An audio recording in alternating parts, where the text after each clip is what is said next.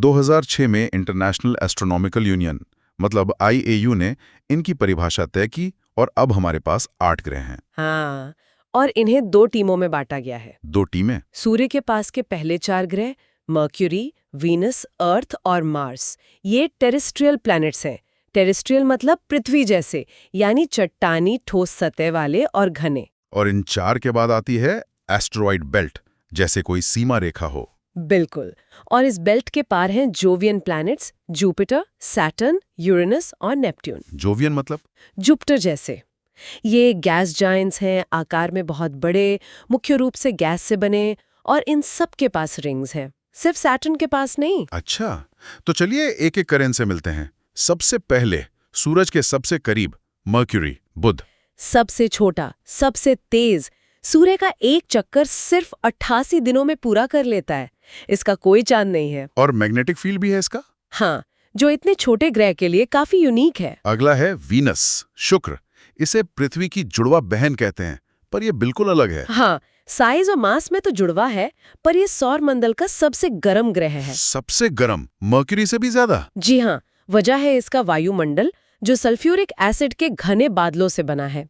ये बादल एक कंबल की तरह काम करते हैं और सूरज की गर्मी को बाहर नहीं निकलने देते। ओह, ग्रीन हाउस इफेक्ट। एग्जैक्टली, इसीलिए इसे वेल्ड प्लैनेट यानी घूंघट वाला ग्रह भी कहते हैं। और एक बात, वीनस और यूरेनस बाकी ग्रहों से उल्टा घूमते हैं। हाँ, SSC, CGL जैसे एग्जाम्स के लिए ये ऑड वन आउट वाला एक फेवरेट क्वेश्चन है। बिल्कुल, ज्यादातर ग्रह वेस्ट टू ईस्ट घूमते हैं, पर ये ईस्ट टू वेस्ट मतलब क्लॉकवाइज घूमता है।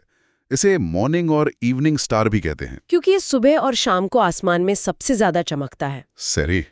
तीसरे नंबर पर है हमारा घर, अर्थ, पृथ्वी, द ब्लू प्लैनेट, सौरमंडल का अकेला ग्रह जहां जीवन है। और इसकी डेंसिटी सभी ग्रहों में सबसे ज्यादा है, 5.5 GCM3।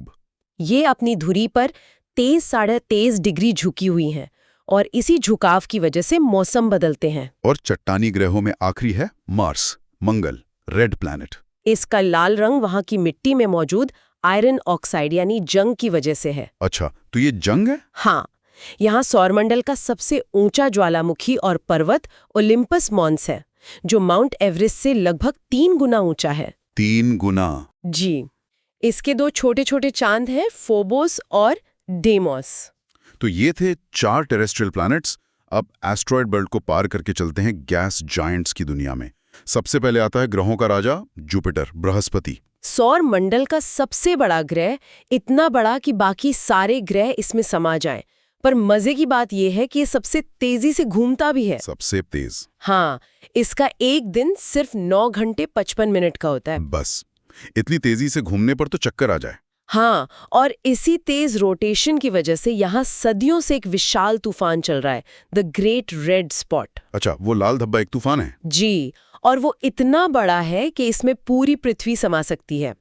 जुपिटर के 95 मून्स हैं, जिनमें से गैनीमेड पूरे सौर मंडल का सबसे बड़ा चांद है, मर्क्यूरी ग्रह से भी बड़ा। जुपिटर के बाद आता है सैटर्न, जो अपने छल्लों के लिए मशहूर है। दूसरा सबसे बड़ा ग्रह। इसके खूबसूरत छल्ले असल में बर्फ और चट्टानों के अरबों टुकड़े हैं जो इसके चारों ओर घूम रहे हैं। और इसकी डेंसिटी बहुत कम है ना? सबसे अनोखी बात वही है। ये इतनी कम है कि अगर आप इसे एक बहुत बड़े स्विमिंग पूल में रख पाएं तो ये पानी पर तैरेगा। वाह, पानी पर तैरने वाला ग्रह। और इसके पास तो सबसे ज्यादा मून्स का रिकॉर्ड है। जी, 146 मून्स, जिनमें टाइटन सबसे बड़ा और दिलचस्प है क्योंकि इसका अपना एक घना वायुमंडल है। तो ये एक पैटर्न है। हाँ, हमारे एडो एंड टेक सारथी के दर्शक ये पैटर्न जरूर नोट करें।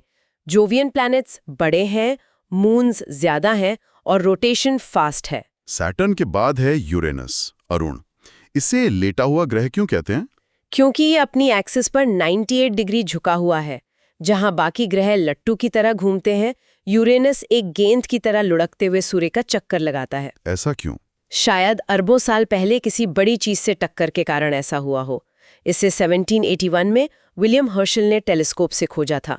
और इसका रंग हरा नीला क्यों है? इसके वायुमंडल में मीथेन गैस है जो इसे ये रंग देती है। और आखिर में सबसे दूर नेपच्यून, वरुण। सूर्य से सबसे दूर होने की वजह से ये सबसे ठंडा है और सूर्य का एक चक्कर लगाने में 165 साल लगा देता है।